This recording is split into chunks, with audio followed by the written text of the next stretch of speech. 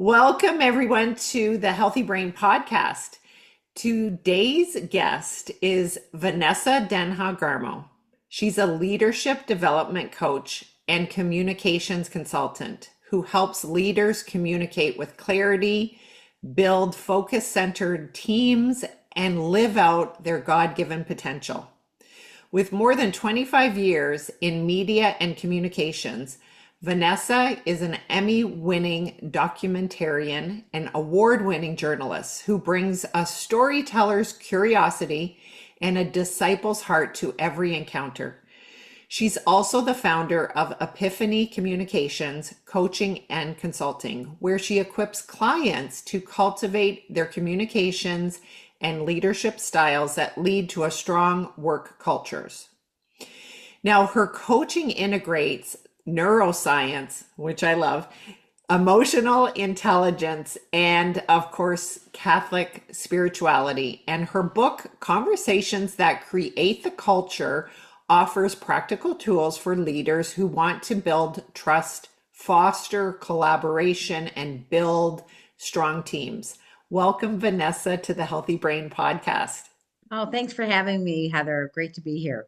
Yes, great. Well, let's start off with tell a little bit about your journey of you becoming a coach and writing a book.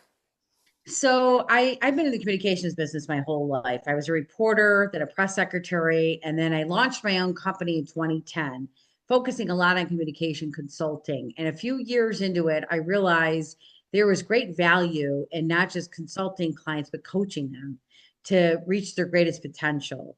And I love the idea of helping people with their own identity. One of the things I noticed in the workplace was there was a big communication disconnect and there's a huge identity disconnect, right? People don't know their strengths.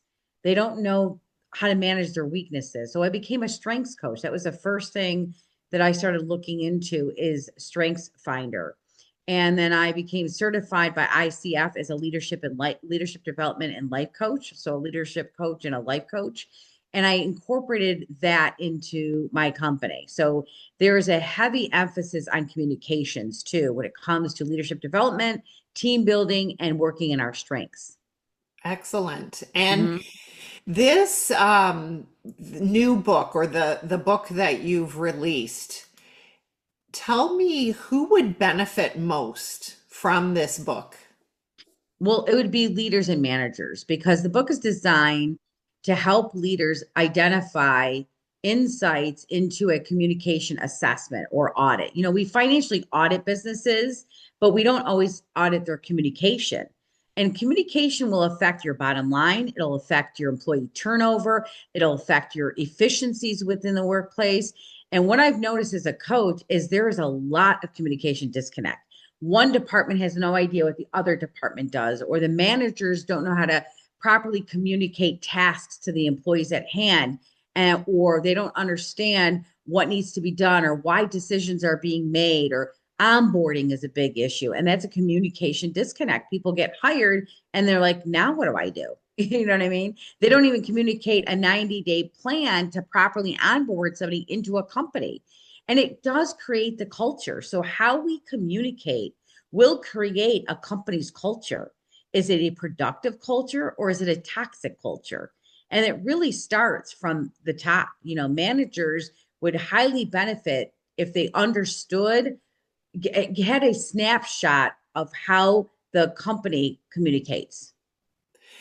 And that's such an interesting approach that you're taking with, and I know I used to work in a variety of different business, not different businesses, but four different businesses in the hospital setting. Before Mhm. I became a speech pathologist, I worked in, I was actually a medical representative. So I worked with a pharmaceutical company. And what I noticed in the book that you have the 14 insights and that approach that you're explaining really makes sense because I know in my experience as a speech pathologist, there's so many different ways people communicate. And one of the insights you have is insight into communication channels. So, what are some of the different communication channels that maybe our listeners wouldn't even realize that it's actually a communication channel? One of the things I observe, and I kind of chuckle, Heather, because one of the things I noticed when I do these assessments or coach people is that there are some companies that are very email heavy. So I will be literally sitting a few feet away from a coworker and they're emailing each other or texting each other. It's like, why aren't you just talking to each other? You know, so there's value in email and written communication, but then you lose a lot of the way you communicate because there's no nonverbal communication, right? We lose facial expression, we lose tone of voice, we lose movement of hands. I mean, there's value in nonverbal communication. In fact, there's some research that says that up to 60-70% of the way we communicate is nonverbal. So that's a channel. Are people email heavy? Are they text heavy? Do they get up and have meetings, face to face? Is it done on Zoom? Is it done in Teams? Is it done in Post-it notes? Is it done through other coworkers? Like their coworkers that don't even talk to each other. They'll send messages to other coworkers. Mhm. So you have to figure out, how are people communicating within the workplace internally? What channels are they using? Are they learning a lot about the company through a company newsletter? Or are they learning a lot about a company because of the water cooler kibitzing going on? How are they learning about your company's decision making? So those are the channels we're talking about. Yes. Okay. Now you mentioned the water kibitzing. Water cooler kibitzing.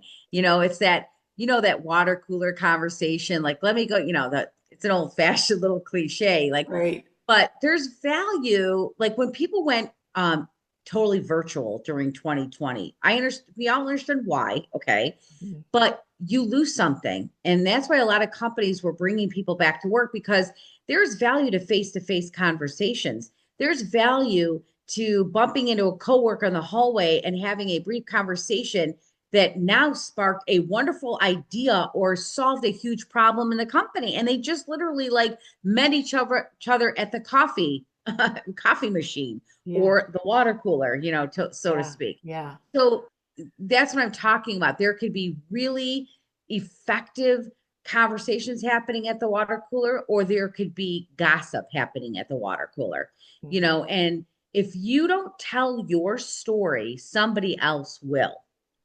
So if the company is not properly communicating what's going on in the company, people are going to start making assumptions, and they're going to be at that water cooler and they're going to be kibitzing about what they think is happening and maybe so far from reality. But what has it done now? It created chaos in the Mhm. company Mhm. because you didn't properly communicate your own message. So the employees are.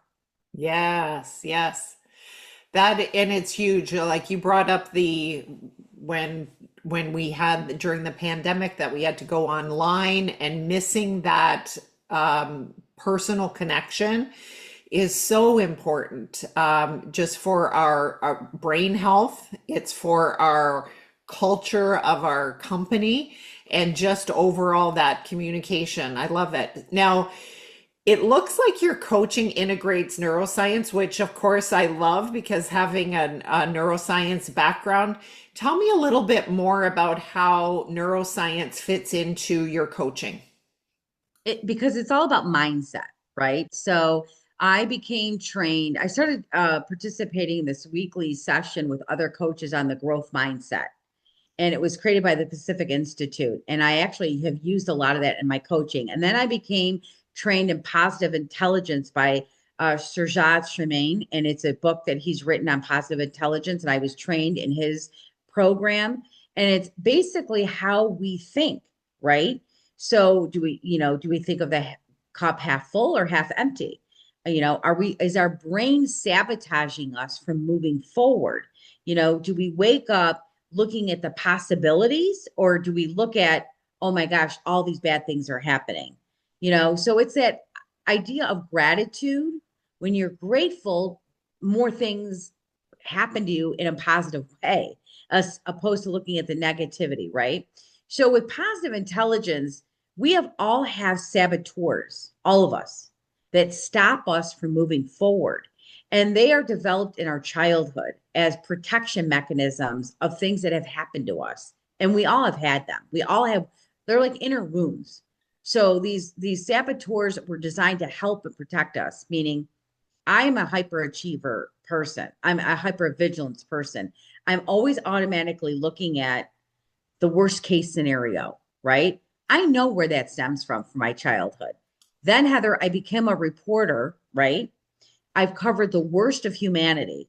I've covered rapes and murders and,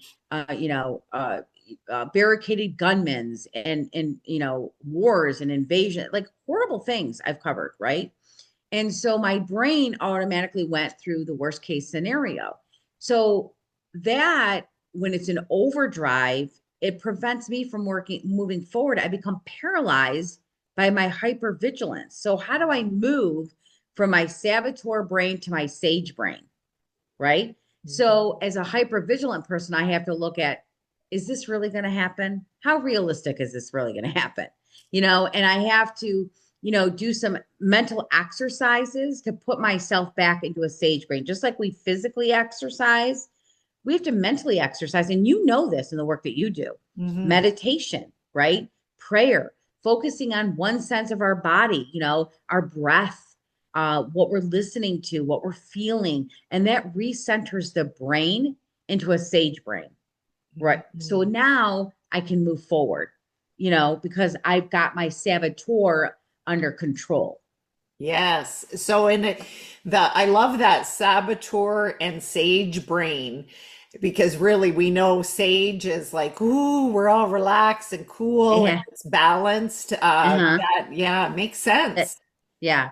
That's all through Dr. Shazad's research. He did a lot of research on this. I can't take credit for it. I was trained in his program, and I'm constantly doing research on neuroscience for my clients. Mhm. So, in addition to being a strengths coach, where I use the Clifton Strengths, that's the baseline of my coaching, and I help my clients figure out what are your strengths, what are your weaknesses, and how do you lead with your strengths and learn to manage your weaknesses.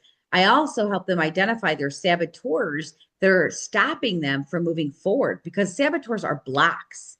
They Mhm. stop us, from taking that next step because we become almost paralyzed in that saboteur.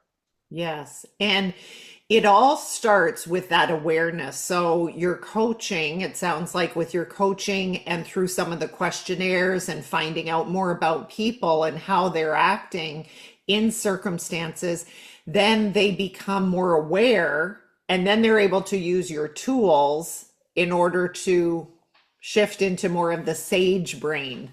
Yes. And then reach their goals, right? So, my goal in coaching is helping my clients become the best version of themselves. Mm. Be who God intended you to be so you'll set the world on fire. I love that from St. Catherine of Siena. Now, I don't coach people always from a Catholic perspective, but I still come at it with that same concept of trying to help my clients become the best they can be. Not the best woman on TikTok or the best guy over here, the best you, the best Heather, the best Vanessa. So how do we do that? It starts with what are my natural talents? What are my weaknesses? What are my saboteurs? It starts with self awareness. And once we're aware of that, how we're uniquely made, now we can develop our leadership style, right? Mhm. Now we can develop our careers. Now we can become better parents, better, business owners, better entrepreneurs, whatever position you're in, you become the best version of that because you're living now in your strengths. Mhm. Yes. And it is so powerful when people can start living and working in their strengths instead of like this is what's wrong with me and looking at Yeah. all the weaknesses. Yeah. And the misconception, Heather, is that you can take a weakness and make it a strength. No, you manage your weaknesses, right? And you develop your talents to become strengths. Hmm. And it's okay because we all have weaknesses and we all have strengths. We Yeah. just have to figure out how to balance that and figure out who we are and what we bring to the table. And that's why I love coaching teams because I may have a weakness that is your strength and we'd work well together because you would make up for my weakness and I would make up for yours Hmm. based on our individual strengths. Now, in coaching, we use the term self-concept, really Mhm. identity.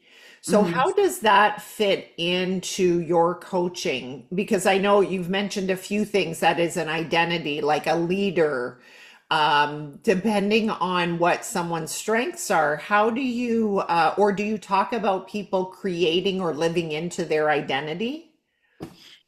Absolutely. I think it's all about self-awareness. And I think a big part of why we have an identity crisis in this world is because people don't know what their strengths and weaknesses are. They don't know what their saboteurs are. They don't even know where they come from, why they become so paralyzed by fear, from a Christian perspective, to me, it's your identity in God. We're all made in his image and likeness, but yet uniquely made, right? So I have my own individual strengths and you have your own. We could have the same ones, Heather, right? But Mhm. we're going to use them a little differently because we're still different people.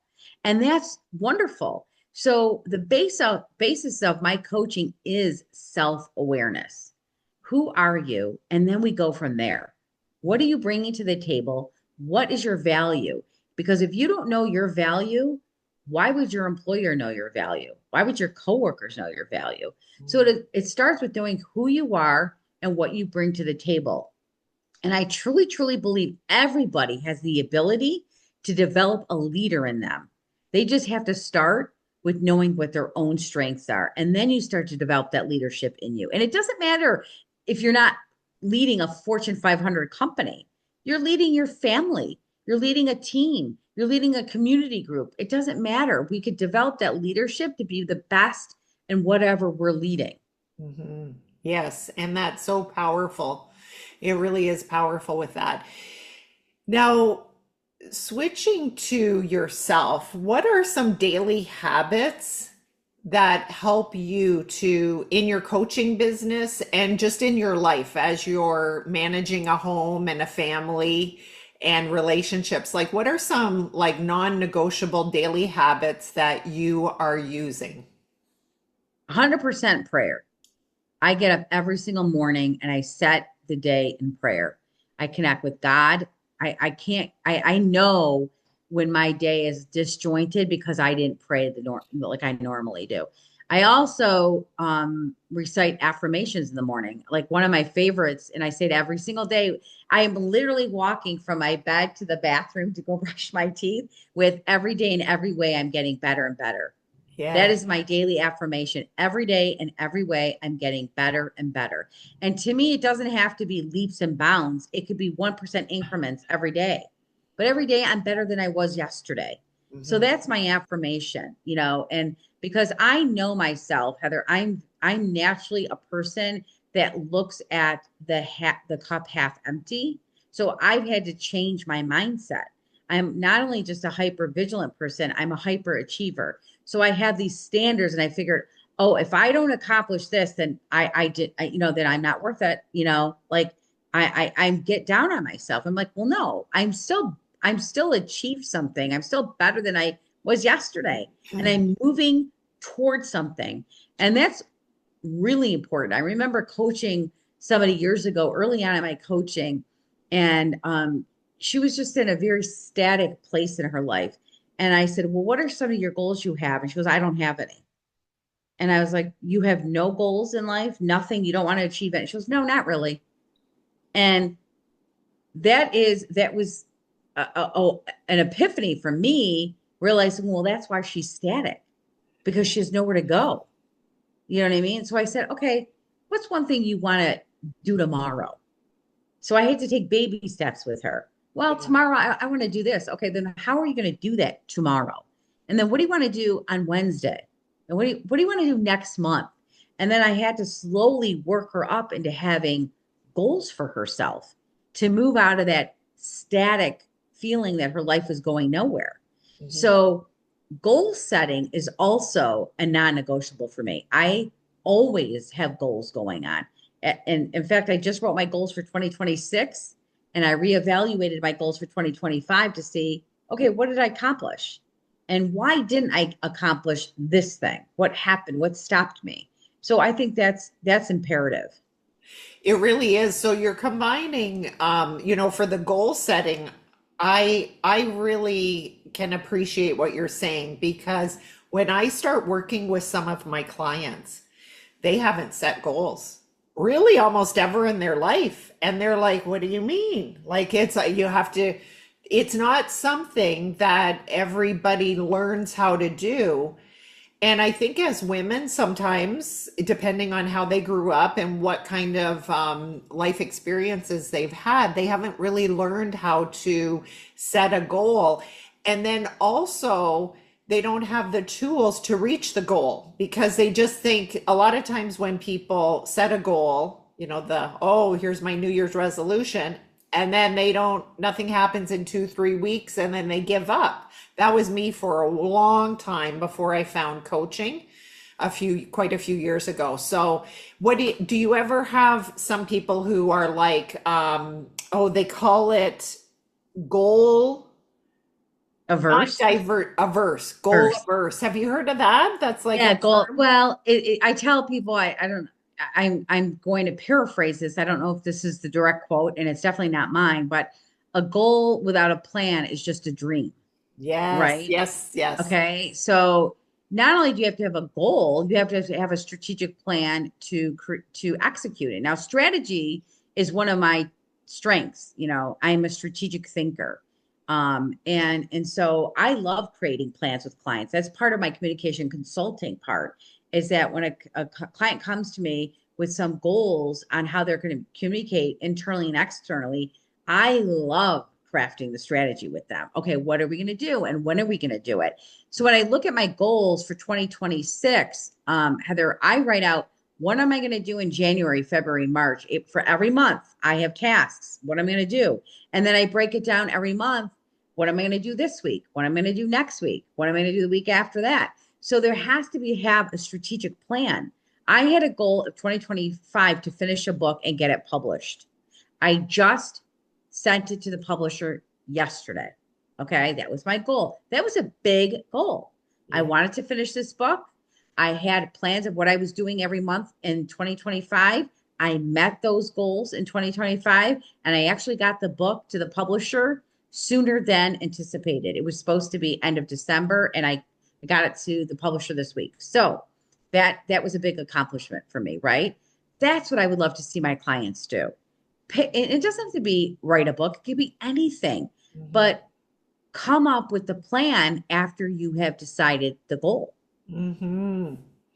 And that really is it for everybody listening.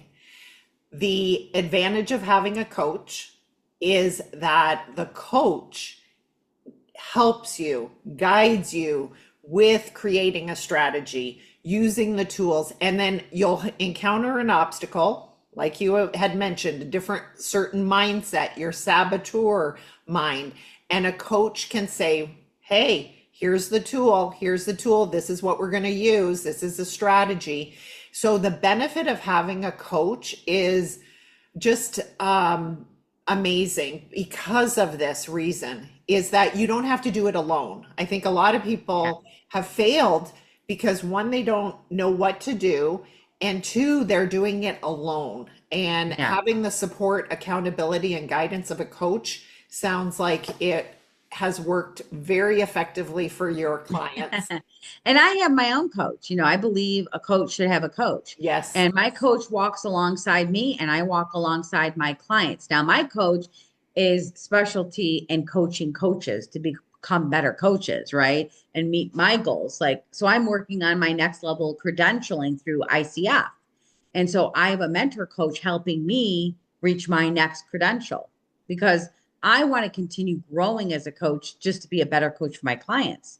And the more I know, and because input is one of my strengths where I like to take in information, and it helps me. And I'm also intellectual. So I like to go deep dive into subjects. The more I know, the more I can help my clients from my consulting perspective and my coaching perspective. Yeah. So coaches walk alongside their clients. And I love it. I absolutely love working with my clients and I love working with my own coach. Yes, it's so important to got to walk the walk, Yeah, talk the talk, exactly. walk the walk. Yeah. Well, I don't do anything. I don't offer any assessment. I don't do any exercise with the clients that I don't do myself. I don't. Yeah. I have done the Gallup, I've done the positive intelligence. Every assessment I use on myself. Yeah. Yes. And that's the way to go for sure with coaching. As a coach, as a powerful coach. Well, what is one step someone could take today to have more impact as a leader? Know your strengths and know your weaknesses. Hmm. Create a goal for 2026 and write down the plan to achieve it. I think that's imperative. I would do that today Yeah. if Well, you haven't already. you've inspired me then. Usually I wait till between New Year's, Christmas and New Year's, and that's when I do my planning for the 2026. So that is awesome. And you have been also a great spiritual mentor for me in some cases Oh, because thank I you. know I'll connect with you and say, what about this and what about that? So you're just a wealth of information, both Oh, on thank the you. coaching and on the Catholic spirituality. Thank you. Thank you so much, Yes. Heather. It has been Eh. wonderful to talk with you today. Now, where can people find your book, connect with you? What's the best way? Epiphanycommunications.com is my website. It's a great way to connect with me there. I'm on all the social media platforms, LinkedIn. I'm on Instagram, TikTok, on X. You can find me there, Vanessa Denha Garmo. I have Epiphany Communications on Facebook. And you can just email me anytime, Vanessa at epiphanycommunications.com. And the book is on my website, but it's also available on Amazon, Conversations That Create the Culture. Great. And we'll put the link in the show notes for connecting and finding the book and finding you as well with the Thank you. website. Okay. Thank you, Heather. So God bless and Thank happy Thanksgiving to you. you too. Thank you so much for having me. All right. Take care.